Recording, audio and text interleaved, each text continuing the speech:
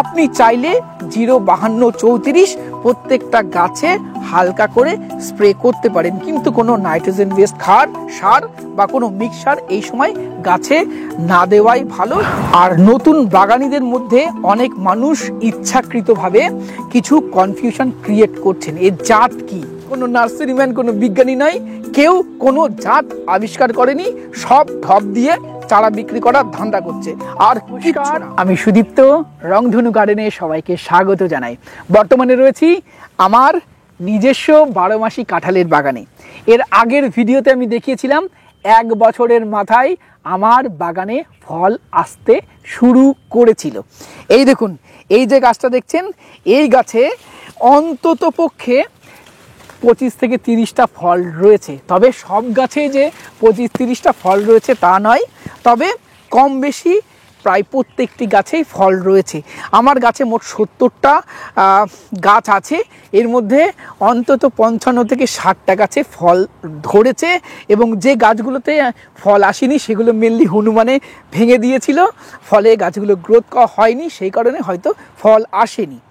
এই কত তাড়াতাড়ি ফল আসতে পারে, এটা কোন ভ্যারাইটি, বর্তমানে চাষ করে কতটা লাভ করা যেতে পারে, কি পরিচর্যা বর্তমানে আমরা করব, সমস্ত কিছুই আজকের প্রতিবেদনে আমরা আলোচনা করব। তার আগে চলুন আমার বাগানের কিছু গাছ একটু আপনাদেরকে দেখাই। এই বাগানের বয়স 1 বছর, আর 1 বছরে যা ফল আসছে সেটা বিক্রি করে ওই লাখো লাখো টাকা আয় করা কখনো সম্ভব নয়। এই বছর যা ফলন এসেছে, নিজেরা বাড়িতে খাওয়ার পরে হয়তো রাসায়নিক সার যে টাকার কিনেছি বা পেস্টিসাইড যে টাকার কিনেছি সেই খরচটা হয়তো এবছর উঠে যেতে পারে। তবে প্রথম বছর এইটুকু যে হয়েছে, খরচটা উঠে যাচ্ছে, এটাই অনেক। এই যে গাছটা দেখুন, এই গাছে ফলনটা অনেক বেশি হয়েছে। এখানে অন্তত ক্যামেরাতে একটু দেখাও, এই নিচে ফল আছে এই গাছের, এই যে এই মধ্যে এই দেখো, এই গাছের উপরেও ফল আছে, ভিতরেও এই যে এইগুলো সব এই যে ফল আছে, এগুলো আছে। এই গাছেও এখানে অল্প কয়েকটা, 2-3টে, এই যে মোট সবে আসছে। আবার পিছিয়ে যাও, এই গাছটা দেখো, এই গাছটাই বেশ কিছু ফল আছে। এই ছোট গাছেও ফল এসেছে। আমি দেখেছি গোড়ার এই কাণ্ডটা যদি একটু ক্লিয়ার থাকে, যদি সানলাইট লাগে, আমি দেখেছি ফলন তাতে আরও বেটার হচ্ছে। আমার 1 বছরের বাগান, আমি তাই গোড়াটা খুব বেশি ক্লিয়ার করিনি, কারণ আমি চাইছিলামই না এবছর ফল নিতে। আমি চাইছিলাম গাছ একটু ডেভেলপ করুক, কিন্তু গাছে ফল এসেছে। আপনাদের দেখানোর জন্য ফলগুলো আমি কাটিনি। এখানে চলুন এই গাছটা দেখাই। এই গাছেও অল্প বিস্তর ফল আছে। এই গাছে দেখুন অনেক ডেভেলপ, কিন্তু গোড়ায় প্রচুর ডাল আছে, এর গোড়ার কাণ্ডে এর সানলাইট খুব বেশি লাগে না, ফলের পরিমাণ কিন্তু অনেক কম।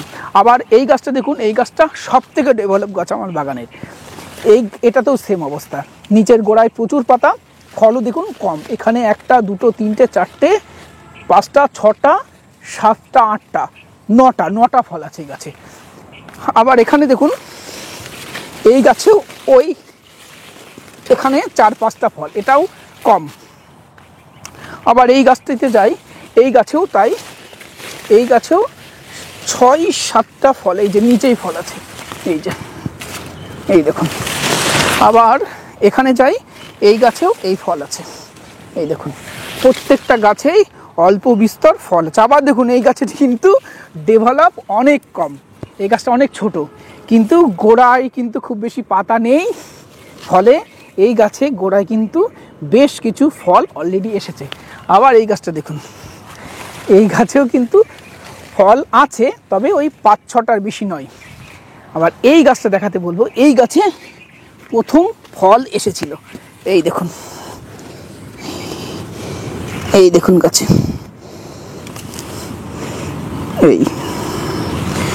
এই গাছে বেশ কিছু ফল রয়েছে, অন্তত 15-20টা ফল এই গাছে রয়েছে। দেখুন এখানে বেশ কিছু ফল ধরলেও এই ফলগুলো কিন্তু ডিজিজ আক্রান্ত হচ্ছে। এখানে দেখুন একটা ফল অলরেডি এই কালো হয়ে গেছে, এটা কিন্তু ছেলে ফল ছিল না। এই দেখুন রোয়াগুলো, এটা কিন্তু মেয়ে ফল ছিল। এটা কিন্তু পচে গেছে। এই দেখুন একটা বড় ফল হয়েছে, এটাও কিন্তু লাল হয়ে গেছে, আশা করা যায় এটাও নষ্ট হয়ে যাবে। আমাদের সাধারণত এটা পোকা পিন করছে, এই পোকা পিন করছে, এটাতে কিন্তু পেস্টিসাইড প্রয়োগ করতে হবে। পেস্টিসাইড প্রয়োগ না করলে কিন্তু এই ফলগুলো নষ্ট হয়ে যাবে। এখনই আমরা এই গাছে পেস্টিসাইড আমরা এই গাছে ইমিডাক্লোপিড গ্রুপের কনফিডার স্প্রে করছি যাতে পিন না করতে পারে। তবে একদম ফুল ফুটছে এরকম কাঁঠালে কিন্তু আবার স্প্রে করা যাবে না, তাহলে কিন্তু আবার পলিনেশনের সমস্যা হবে, এই বিষয়টা মাথায় রাখতে হবে। কিন্তু পলিনেশন হয়ে যাওয়ার পরে একটু বড় হলে কাঁঠালে কিন্তু স্প্রে অবশ্যই করতে হবে এই সময়টা, না হলে কিন্তু পোকা পিন করে লাল হয়ে যাবে, তারপরে কালো হয়ে শুকিয়ে পড়বে। এই বিষয়টা মাথায় রাখতে হবে আমাদেরকে। এখন কাঁঠালে ফল আসছে বা ফুল আসতে শুরু করছে, এই সময় কিন্তু গাছে কোনো ফার্টিলাইজার দেওয়ার প্রয়োজন নেই। আপনি চাইলে 05234 প্রত্যেকটা গাছে হালকা করে স্প্রে করতে পারেন, কিন্তু কোনো নাইট্রোজেন বেসড সার বা কোনো মিক্সার এই সময় গাছে না দেওয়াই ভালো। অন্তত যে সমস্ত গাছে আপনি ফল চাইছেন সেই সমস্ত গাছে। আমরা এই সমস্ত গাছে লাস্ট ফার্টিলাইজার দিয়েছিলাম বর্ষার শেষে, ওই অক্টোবরের আগে সেপ্টেম্বরে গিয়ে আমরা সার দিয়েছিলাম। তখন গাছে দিয়েছিলাম জৈব সার, যার মধ্যে ছিল ভার্মিকম্পোস্ট, সাথে শস্যের গুঁড়ো খোল আর হাড়ের গুঁড়ো, এই তিনটে দিয়েছিলাম। সাথে দিয়েছিলাম সমরেশিওর এনপিকে এবং টাটা ধ্রুবি গোল্ড। মাইক্রো নিউট্রিয়েন্টের জন্য টাটা ধ্রুবি গোল্ডটা আমরা ব্যবহার করে থাকি। এই তাপান সারটা দেওয়ার পরে এই দেখুন গাছের রেজাল্ট, গাছ ডেভেলপও করেছে এবং গাছে যথেষ্ট ফল আসতেও শুরু করেছে। আবার আমরা সার দেব এই কাঁঠালগুলো হারভেস্ট করে নেওয়ার পরে, যাতে গাছটা নতুন করে আবার বাড়তে পারে, নতুন করে আবার ডেভেলপ হতে পারে। তখন আমরা এই সারটাই আর একবার রিপিট করব। আমরা ভার্মিকম্পোস্ট দেবো, আমরা শস্যের গুঁড়ো খোল দেবো, শিংকুচি হাড়ের গুঁড়ো। এটা কিছুদিন পরে আমরা মিক্সড করে রেখে দেবো 45 দিন। তারপরে গাছের গোড়ায় রিং করে দেব, সাথে এনপিকে দেব এবং টাটা ধ্রুবি গোল্ড এটা দেব। আর এখন কোনো রকম ফার্টিলাইজার দিচ্ছি না। এখন বেশি ফার্টিলাইজার দিলে কিন্তু গাছে ওই ফল বেরোনোর বদলে পাতা বেরোতে শুরু করবে, যেটা আমরা এখন চাইছি না। এই কাঁঠাল গাছে ইনিশিয়াল স্টেজে একটু বেশি ফার্টিলাইজার দিতে হয়, একটু কেয়ার করতে হয়। গাছ একবার বড় হয়ে গেলে গাছে কিন্তু খুব বেশি পরিচর্যার প্রয়োজন হয় না, বছরে 3 বার এই সার দিলেই যথেষ্ট। বেশি সার বা বেশি টেক কেয়ার, পেস্টিসাইড, ফাঙ্গিসাইড এগুলো খুব বেশি প্রয়োজন হয় না। এটা যাদের কাছে সময় কম তারা অবশ্যই স্বল্প পরিচর্যায় এই বাগান গড়ে তুলতে পারেন। মাথায় রাখতে হবে জল যেন না বাঁধে এবং সানলাইটটা যেন প্রপার এই সমস্ত গাছে পাই। বর্তমানে মার্কেটে দাম রয়েছে 80 টাকা থেকে 100 টাকা ইঁচড়ের দাম। এই যে কাঁঠালগুলো ছোট, এগুলো যখন বড় হবে এগুলো মোটামুটি 80-100 টাকা কিন্তু থাকবে না, এগুলো 50 টাকায় নেমে আসবে। তবুও দেশি কাঁঠালের ওঠার অনেক আগে যেগুলো হারভেস্ট করা যাবে, তাই দামটা যথেষ্ট ভালো পাওয়া যাবে বলে মনে করি। এই যে জাতটা, এটাই মার্কেটে 12 মাসি কাঁঠাল বলে পরিচিত। যে যাই বলুক না কেন, আমার মনে হয়েছে এই জাত সব জায়গায় এক, সব জায়গায় সেম ভ্যারাইটি। বর্তমানে আমার এই গাছগুলোর বয়স 1 বছর। এই 1 বছরের গাছে এবছর অ্যাভারেজলি 4 কেজি থেকে 10 কেজি মতো ফল হতে পারে। নেক্সট ইয়ার এই গাছে আশা করা যায় 50 কিলো এমনি ফল আসবে এবং তৃতীয় বছর থেকে এর ফলন দ্বিগুণ হয়ে যাবে। প্রায় 80 থেকে 1 কুইন্টাল মতো এক একটা গাছে ফল আসতে পারে। এই সব হিসাব করলে দেখা যায় 3 বছরের পর থেকে এই গাছ, এই চাষে কিন্তু যথেষ্ট লাভজনক। দাম যদি 80 টাকা, 100 টাকা, 150 টাকাতে নয়, আপনি 50 টাকা করে ধরুন, তাহলেও এক একটা গাছে অন্তত আপনি 4-5 হাজার টাকা অনায়াসে ইনকাম করতে পারবেন। তাই বর্তমান পরিস্থিতিতে দাঁড়িয়ে আমি বলবো এই 12 মাসি ইঁচড় চাষটা অবশ্যই লাভজনক, তবে কয়েকটা বিষয় একটু মাথায় রাখতে হবে। এটা কিন্তু একদম নিচু জমিতে হবে না, গোড়ায় জল জমলে এই চাষটা খুব ভালো হয় না, গোড়ায় জল জমলে কিন্তু গাছ মারা যাবে। দ্বিতীয়ত, যদি বেলে দোআঁশ মাটি হয় তাহলে সব থেকে ভালো হয়। এঁটেল মাটিতে এঁটেল পলি মাটিতে খুব ভালো এই ইঁচড় চাষটা করা যাবে না। আর একটা কথা বলি, আমার এই বাগানটা আমি একটু ঘন লাগিয়ে ফেলেছি। আমি এটা 12 ফুট বাই 12 ফুট লাগিয়েছি। আমার লাগানোর পরে আমার মনে হচ্ছে 12 foot by 12 foot enough space নয়, অন্তত 15 ফুট বাই 15 ফুট লাগানো উচিত। অনেক নার্সারিম্যান অধিক চারা বিক্রির জন্য আপনাদেরকে বলতেই পারে 10 ফুট বাই 10 ফুট লাগান, 12 ফুট বাই 12 ফুট লাগান। আমি বলবো আইডিয়াল 15 ফুট বাই 15 ফুট লাগান। আর নতুন বাগানীদের মধ্যে অনেক মানুষ ইচ্ছাকৃতভাবে কিছু কনফিউশন ক্রিয়েট করছেন, এর জাত কি? সব জায়গায় একই জাত। আজ থেকে যদি আরও 6 বছর 7 বছর পিছনে আমরা পিছিয়ে যাই, আমি তখন নার্সারি ভিজিটের করতে গিয়ে দেখতাম মূলত 3টে জাত বাইরে থেকে এসেছিল। 3টে জাত। একটা রেড কাঁঠাল বলে, যেটার পাতাগুলো ছিল ছোট ছোট এবং আরও ডিপ সবুজ কালার, সেটা কিন্তু রিজেক্টেড ভ্যারাইটি। এর মধ্যেও কালার আসে না, লাল হয় না এবং এটা ফলনও হয় না বললেই চলে, এটা রিজেক্টেড ভ্যারাইটি। দ্বিতীয় ভ্যারাইটিটা ছিল 12 মাসি কাঁঠাল বলে, ওর পাতাগুলো আরও ডিপ ছিল এবং রেখাগুলো একদম স্ট্রং ছিল, সেটাও রিজেক্টেড ভ্যারাইটি। 12 মাস তো দূরের কথা, সেটাতে ফলনই হয় না। আর একটা ভ্যারাইটি ছিল পিঙ্ক কাঁঠাল বলে, বিক্রি হতো আজ থেকে 5-6 বছর 7 বছর আগে। এই জাতটা ছিল পিঙ্ক কাঁঠাল, এর মধ্যে কালার কিন্তু পিঙ্ক হয় না, এটাও নার্সারিম্যানদের দেওয়া নাম। এটাই একটু প্রথম অবস্থায় আর্লি ফল আসে, গাছগুলোর বয়স যখন 2 বছর 3 বছর 4 বছর হয়, তখন মাঝের গরমের টাইমটা যদি আপনি বাদ দেন, তাহলে সারা বছরই এই গাছে মোচ আসতে শুরু করে। এই জাতটা অবশ্যই লাভজনক। এই জাতটাকেই বিভিন্ন নার্সারিম্যান বিভিন্ন নাম বলে কনফিউশন তৈরি করছে। কেউ বলছে থাই কাঁঠাল, কেউ বলছেন ভিয়েতনাম, কেউ বলছেন ভিয়েতনাম সুপার আর্লি, কেউ বলছেন পিঙ্ক কাঁঠাল, কেউ বলছেন অল টাইম ইঁচড়। সবগুলো জাত এক। কোনো বিজ্ঞানী, কোনো নার্সারিম্যান, কোনো বিজ্ঞানী নয়, কেউ কোনো জাত আবিষ্কার করেনি, সব ঢপ দিয়ে চারা বিক্রি করার ধান্দা করছে, আর কিচ্ছু না। আর একটা কথা বলি, কেউ বলে যে 4 মাসে ফল এসছে, কেউ বলে 5 মাসে ফল এসছে, কেউ বলে 1 বছরে ফল এসছে, আবার কেউ বলে দেখুন 1.5 বছর হয়ে গেল গাছে ফল ধরাতে পারছেন না। আমি বলি এই গাছটা যখন লাগাবেন, প্রথম অবস্থায় একটা নির্দিষ্ট টাইমে এই গাছে মোচ আসতে শুরু করে। ফার্স্ট ইয়ারে এটা প্রথমবার অন্তত নভেম্বর বা ডিসেম্বরের শুরুতে এই গাছে ফল আসতে শুরু করে।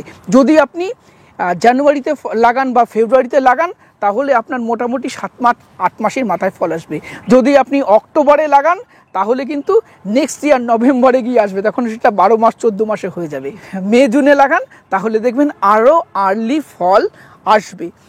এই গাছের ম্যাচিওর না হলে সারা বছর ফল থাকে না। সেটা কাঁঠাল গাছ নয়, যে কোনো গাছ। আপনি ধরুন কাটিমন, এটা আমরা জানি অল টাইম ভ্যারাইটি, কিন্তু কাটিমনে প্রথম অবস্থায় কি অল টাইম হয়?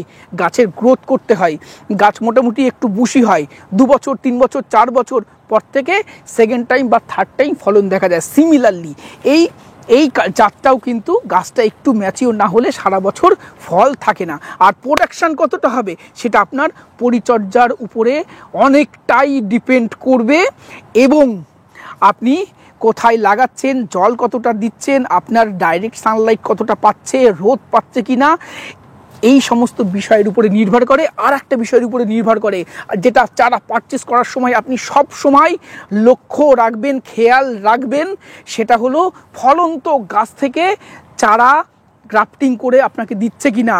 ওই গাছ লাগানোর পরে 5 মাস 6 মাসে ছোট্ট ছোট্ট গাছগুলোকে শুইয়ে ফেলে তার থেকে গ্রাফটিং করে আপনাকে চারা করে দিচ্ছে। সেই সমস্ত গাছে ফল আসতে একটু হলেও সময় লাগবে, এবং মাদার গাছের সমস্ত গুণাগুণ ওই ছোট গাছ থেকে চারা করলে পাবে না। এটা মাথায় রাখতে হবে। চারা সব জায়গায় সেম, শুধুমাত্র খেয়াল রাখবেন ফলন্ত গাছ থেকে যেন চারা করে দেয়, ম্যাচিওর গাছ থেকে যেন চারা করে দেয়।